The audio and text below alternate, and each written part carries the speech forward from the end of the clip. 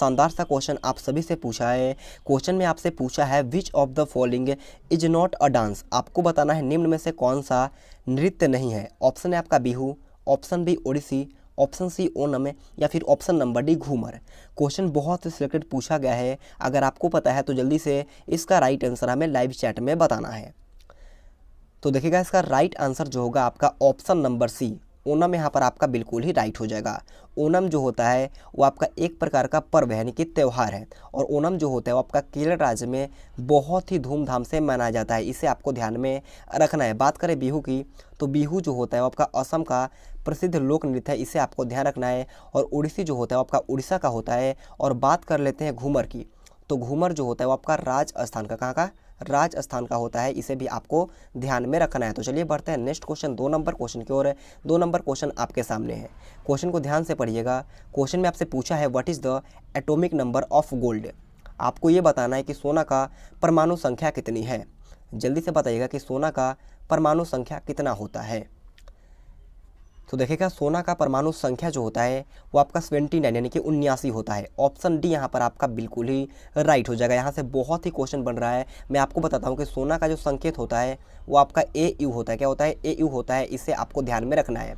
अगर आपसे क्वेश्चन इस प्रकार से पूछ लिया जाता है कि शुद्ध सोना यानी कि प्योर गोल्ड कितने कैरेट का होता है, तो देखिएगा शुद्ध सोना जो होता है वो कितने कैरेट का होता है आपको पता होगा। शुद्ध सोना जो होता है वो आपका 24 कैरेट का, कितने, 24 कैरेट का होता है। इसे आपको ध्यान में रखना है। और सबसे अधिक तन्य धातु की बात करें तो सबसे ज़्यादा तन्य धातु जो होता है वो आपका सोना ही होता है। इसे भी आपको ध्यान में रखना है। तो आगे बढ़ने से पहले मैं आपको एक ऐप का नाम बताना चाहता हूँ जिसका नाम है टेक्सल, जिसमें आप आराम से घर बैठे बैठे पैसा कमा सकते हैं। अगर आपका प्रेडिक्शन स्किल और IQ लेवल थोड़ा भी अच्छा है तो ये ऐप सिर्फ आप लोगों के लिए बना है। अगर आप इसमें 10 रुपये लगाते हो तो सीधे यहाँ पर आप 90 रुपये जीत सकते हो, यानी कि डायरेक्ट यहाँ पर 9 गुना ज़्यादा पैसा यहाँ पर आप लोग जीत पाओगे। और हाँ, खेलने से पहले आप एक बार विनिंग लिस्ट जरूर चेक करें। लास्ट के 2 या 3 नंबर को जो खुल चुके हैं उनको छोड़कर 2 या 3 नंबर या उससे बढ़ती हुई सीरीज में पैसा लगाएं, जिनसे आप अपना पैसा तो रिकवर करोगे ही, साथ ही उसमें और भी पैसा कमा पाओगे। तो फिर देर किस बात की है, लिंक आपको मिल जाएगा नीचे डिस्क्रिप्शन बॉक्स में। तो जाकर के जल्दी से टक्सल ऐप को डाउनलोड करें और अपना पैसा रिकवर करें। बढ़ते हैं नेक्स्ट क्वेश्चन 3 नंबर क्वेश्चन की ओर।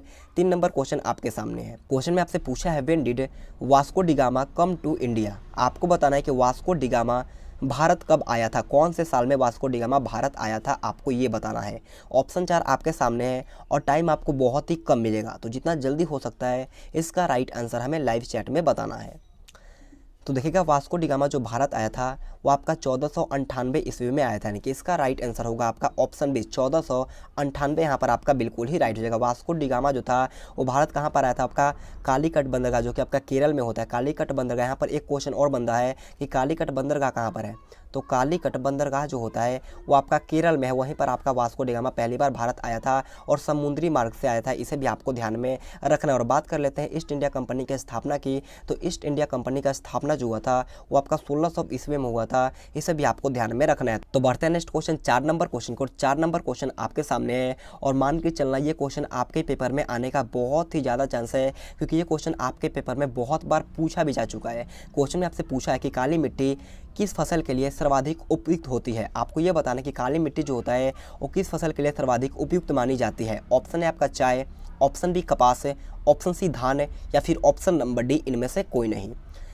तो देखिएगा काली मिट्टी जो होता है वो आपका कपास की खेती के लिए सर्वाधिक महत्वपूर्ण मानी जाती है। ऑप्शन बी कपास यहाँ पर आपका बिल्कुल ही राइट हो जाएगा। और बात कर लेते हैं काली मिट्टी की। तो काली मिट्टी का दूसरा नाम जो होता है वो आपका रेगुर मिट्टी, क्या होता है, रेगुर मिट्टी होता है। इसे भी आपको ध्यान में रखना है। अगर आपसे क्वेश्चन इस प्रकार से उठाकर पूछ लिया जाता है कि कपास का सर्वाधिक उत्पादन कौन से राज्य में होता है, तो देखिएगा कपास का सर्वाधिक उत्पादन जो होता है वो आपका गुजरात राज्य में होता है। कहाँ पर, गुजरात में होता है। इसे भी आपको ध्यान में रखना है। तो बढ़ते हैं नेक्स्ट क्वेश्चन 5 नंबर क्वेश्चन को। और 5 नंबर क्वेश्चन हमारा आज का लास्ट क्वेश्चन है।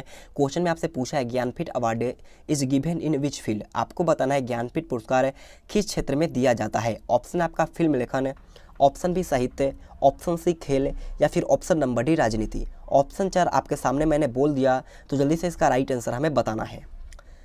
तो देखिएगा ज्ञानपीठ पुरस्कार जो होता है वो आपका साहित्य के क्षेत्र में दिया जाता है। ऑप्शन बी यहाँ पर आपका बिल्कुल ही राइट हो जाएगा। अगर आपसे क्वेश्चन पूछे कि सबसे पहले ज्ञानपीठ पुरस्कार किसे मिला था, तो आपका जी शंकर कुरुप जो कि मलयालम के क्षेत्र में मिला था, इसे भी आपको ध्यान में रखना है। तो दोस्तों यहाँ पर हमने टॉप 5 इंपॉर्टेंट जीके और जीएस का टेस्ट ले लिया। आपको कमेंट बॉक्स में जरूर बताना है कि आपका इन टॉप 5 इंपॉर्टेंट जीके जीएस के टेस्ट में कितना क्वेश्चन सही होता है। तो आज इतना ही। जय हिंद, जय भारत।